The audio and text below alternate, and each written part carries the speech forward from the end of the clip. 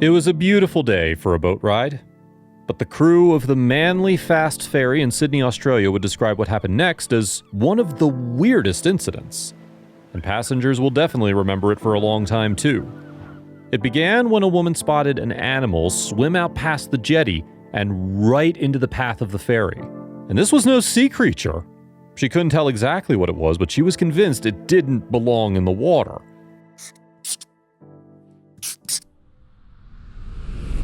The woman watched the critter swim 150 feet out past the jetty and right into the busy boat path. Something had to be done. But what? Luckily, a volunteer for the Sydney Wildlife Rescue Group named Joseph Badalagia was nearby feeding penguins. This woman came to us with a pram and a couple of kids in it, Joseph explained. She told him some kind of animal jumped into the water and is trying to swim across. Joseph and his team rushed to the water's edge to investigate. At this point, a crowd had gathered along the edge and watched in shock as the mysterious animal paddled right into harm's way. Joseph called the Water Police and New South Wales Maritime Department, but neither organization could help. Making matters worse, a ferry was speeding toward the struggling animal, but the boat's captain didn't see it at first. Instead, the confused crew on board the Manly Fast Ferry wondered why dozens of onlookers were pointing at the water. Also, if you have not done so already, please subscribe to our channel and click that notification bell to get inspired by these animal stories every day. Now back to the story. Finally, the crew spotted the animal, and they knew they had to help her.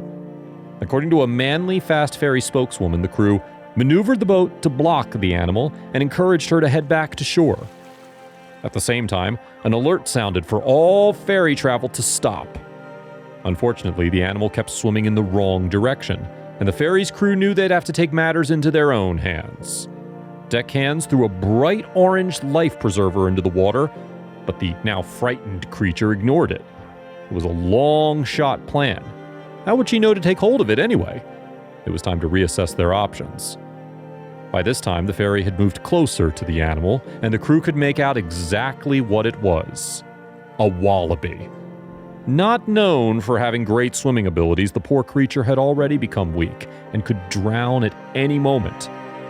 The captain steadied the ferry as best he could, and Chris carefully lowered the rope he'd fashioned into a lasso down into the water. He waited until he was able to position the loop around the waterlogged wallaby. After many anxiety-filled moments, the crew raised the exhausted marsupial from the water. Another crew member who'd been kneeling beside Chris used a boat hook to catch the wallaby's tail. Now, there was nowhere for her to go but up. Once they had the wallaby on board, they saw just how tired the poor thing was. One of the crew members had to hold the terrified animal just to calm her down. That was when they realized they had another problem. As Chris later recalled in an interview, when we got her on the boat, our first thought was, now what do? We have a wallaby on the boat.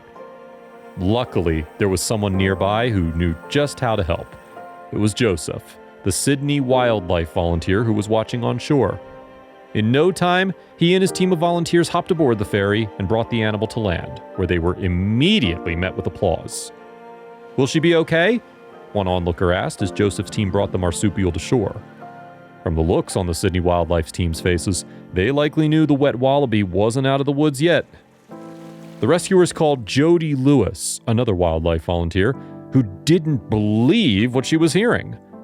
"When we got the call asking us to go, we thought it was a gee-up," she said, believing it was a prank. "We got there and realized it was legit." Jody brought the wallaby to a veterinarian for a checkup. The poor baby, whom Jody named Christine, had water in her lungs and scrapes on her feet, but nothing too serious. Thankfully, treatment would be simple. After feeding Christine some snacks and letting her rest, Jody confirmed that she's doing well and looks like she'll be okay to be released. In the end, Christine the wallaby was fortunate that Chris Thomas and the crew aboard Manly Fast Ferry went the extra mile to save her life. "A lot happens on the harbor," Chris said, "but this must have been one of the weirdest incidents." If you liked the video, please give it a thumbs up and consider sharing it with your friends and family. Thanks again, and we'll see you in the next one.